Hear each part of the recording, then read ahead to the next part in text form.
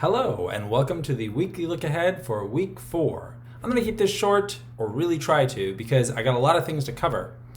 Now, I made some mistakes. I left module 4 half finished and unfinished in some senses. I created these assignments in McGraw-Hill, and I haven't actually checked the grade book. I haven't actually head over here and got a good look at the grade book, but I'm not sure if you can access these if I don't put them in the modules. I know that's the case with Pearson, that you cannot access them. So that was on me, and I'm sorry about that. So these homeworks then are now in the module, and that means I went ahead and updated the due dates on them so you have some time to complete them, which is also appropriate because I totally accidentally did not put in the lecture slides for chapter 13 and 14. I believe chapter 12 had them.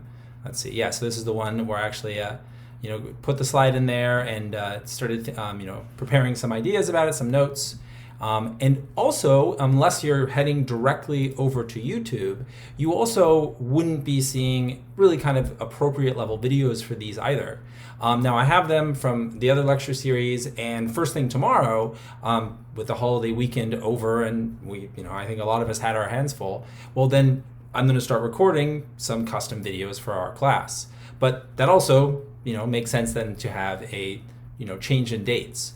And, sometimes obviously I don't post the lab until maybe 2 or 3 days before the due date. But I had a plan for a while, just hadn't had time to put it into an announcement. So you're hearing it in this video, is that I did want to condense things a bit and just have one lab this week.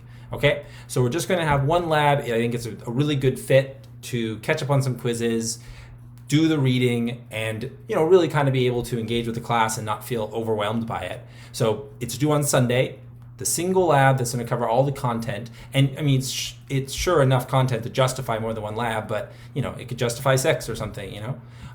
There's a lot going on. But I chose one that really kind of is a culmination. Here's the correct week here, of everything with electricity and magnetism. And I think really kind of has some real life idea to it, because it's this idea that you can build these oscillating circuits that do things like have sort of like, well, as an oscillator, they have some sort of cyclic behavior. They have frequencies and wavelengths, and they can be tuned so they can act like a filter, whether that's a high frequency or a low frequency filter, because the circuit itself has what's known as a tuning resonant frequency, and it's just built into the very simple principles.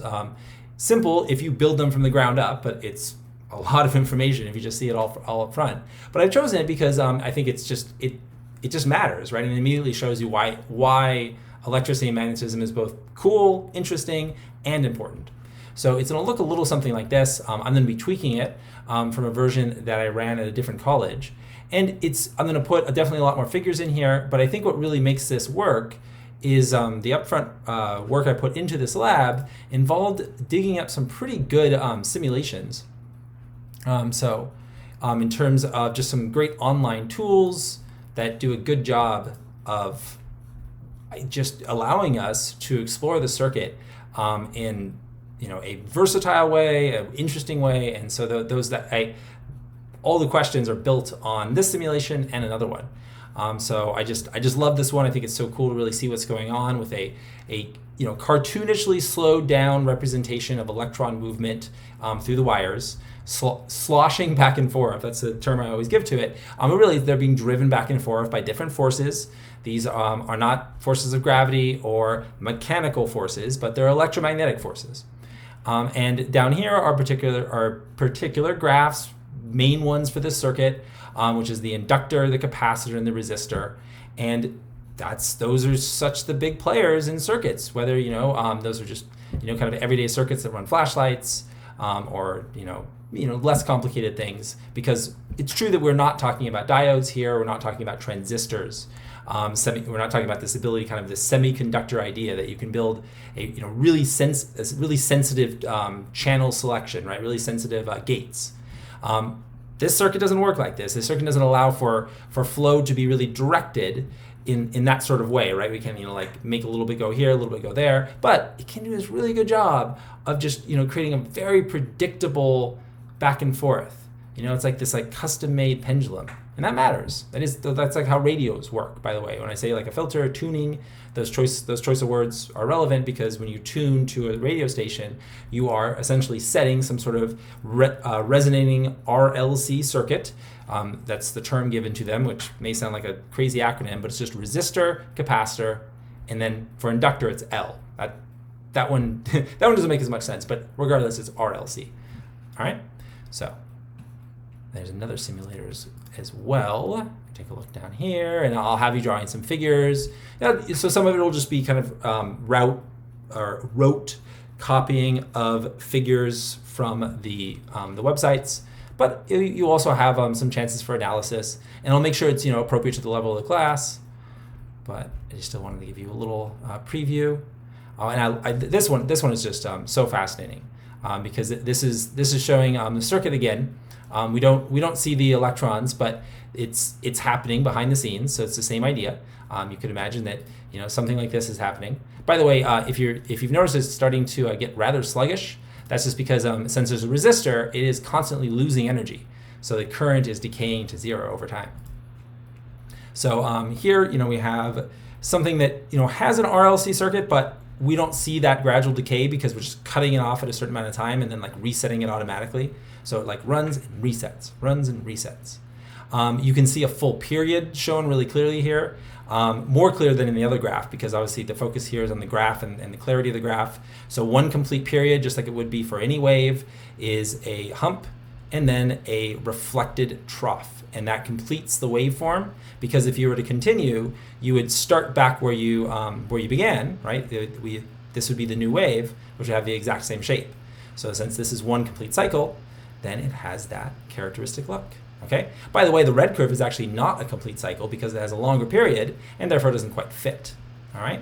And what's cool about this, I said it's cool, but why does it matter? And I certainly include some introduction, some background on this part of the lab, is that it really highlights this idea of tuning. Okay, that whole idea of resonance, because these are your dials essentially. These are the knobs, and as you adjust these values, you can have it so that a particular frequency achieves a bigger result. Or so if you essentially drive the circuit at a particular frequency, then the circuit will respond really dramatically if you're driving it at just the right frequency, the resonance frequency. All right, here, I'll come out from behind the scenes here. So if we take a look at that, right now it's 300, right? Well, that may or may not be it. I've just been messing around with the dials here. But if I just kind of sweep through here, I can see an effect right away. What's happening here, right? So what is like my the result? Like what am I getting? Okay, so if you look, I've got a number of curves that I can choose to show, right? I can show the voltage across the resistor, the voltage across the inductor, and the voltage across the capacitor. If you're saying to yourself, wait, I don't even know what voltage is, well, check out the first two chapters. By the end of those two, I think you'll have a much better understanding of voltage. It is exactly energy divided by charge, okay? So it's really related to energy. It's called potential, is the more technical term for it. So voltage and potential are synonyms of one another. So it's just, kind of how much is going into the circuit or coming out of it or crossing something. So look here, right? So this is the energy across the resistor. Not precisely because it's voltage, which is energy divided by charge, right? But there you go. It's the energy divided by charge across the resistor.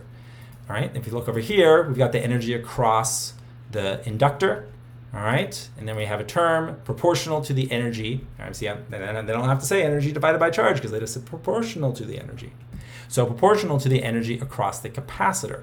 What's interesting here is all of them are actually showing up as pretty large curves. That's not typical, right? Usually one is actually quite a bit smaller, but that's kind of a very much a tangent, but maybe something you'll notice in the lab. Okay, so let's turn them all off though, because what's this one, right? So this right here is the overall voltage. Okay, so the circuit is being driven at a certain current, but the actual total potential that exists across the circuit is dependent on what all these little circuit elements are doing, these direct consequences of the laws of electricity and magnetism.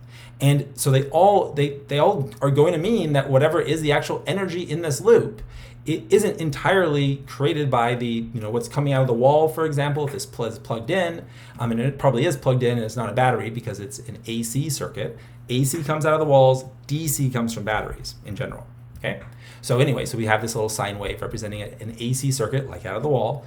But the thing is that you plug it in the wall, you might be like, oh, that's 120 volts all the time. But no, it's not 120 volts. It has a certain frequency of its own. And furthermore, if it's attached to a frequency-dependent circuit like this, then what's going to happen is it's going to change over time.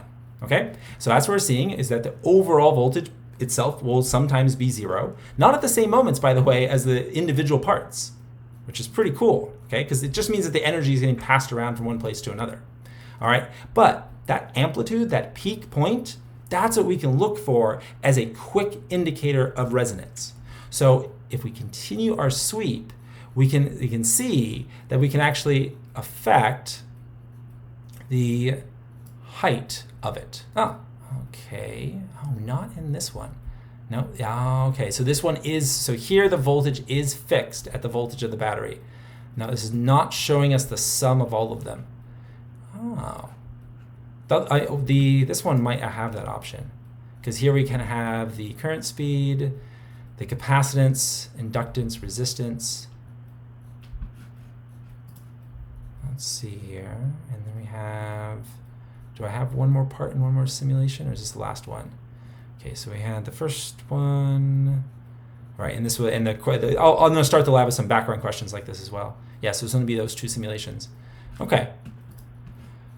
So in terms of the total voltage, that's a different simulator to show it. This one is showing the fixed voltage. This is the 120 volts from the wall. Still, it's passing through zero, but at a fixed frequency, independent of whatever the circuit elements are doing.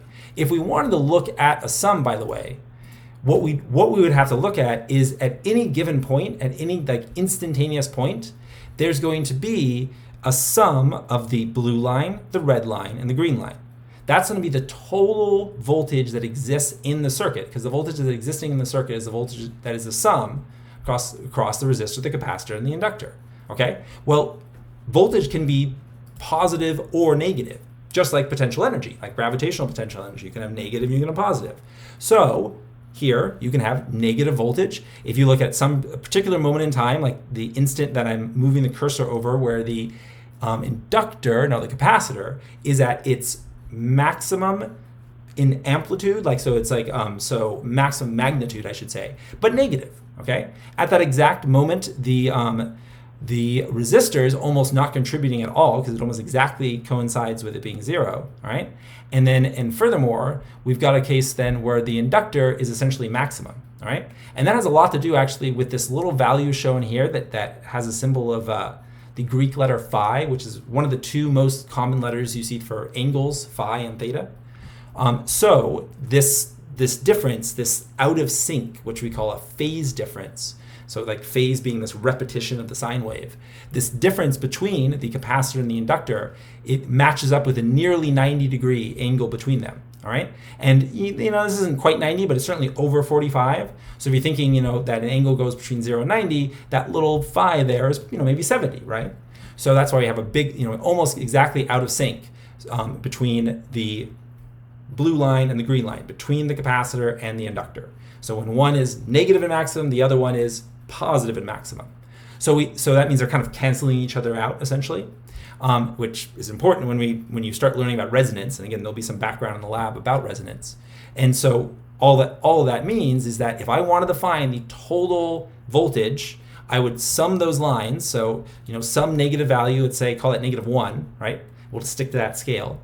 And then over here, we're saying the red line is essentially 0 at that instant. So then this one at the same scale, if that blue line is 1 below the horizontal axis and the green is probably 5 above, well, that means you got 5 minus 1, total voltage of 4. Okay, so that's the kind of idea that I'm talking about in terms of the total voltage. All right.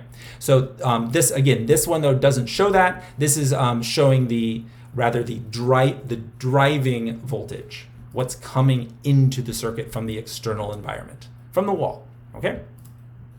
So a lot of background, more than I intended, but I got really into talking about the simulations.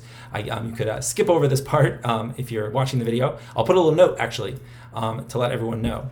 But let's quickly go back to Canvas, make sure I said everything that I wanted to mention. So there's gonna be the one lab. We've got homeworks 12 and 13 are available. They're gonna be due on the 7th and the 8th. If it turns out that some of you already did them, that's fine. Obviously, you can always redo them for a few more points. If you were, if the 5th was coming up really fast, you're like, I'm not ready, right? Because it was due today. So keep that in mind. The homework for chapter 14 will be going up. Okay, and I'll be talking about an extra credit opportunity, but I'm going to throw it into an announcement because I don't want to set a date today, but certainly I will this week, Thursday or Friday. Okay. All right, so good. Hopefully it all sounds good. And thank you for tuning in and checking out this video. And I'll talk to you all soon. Bye.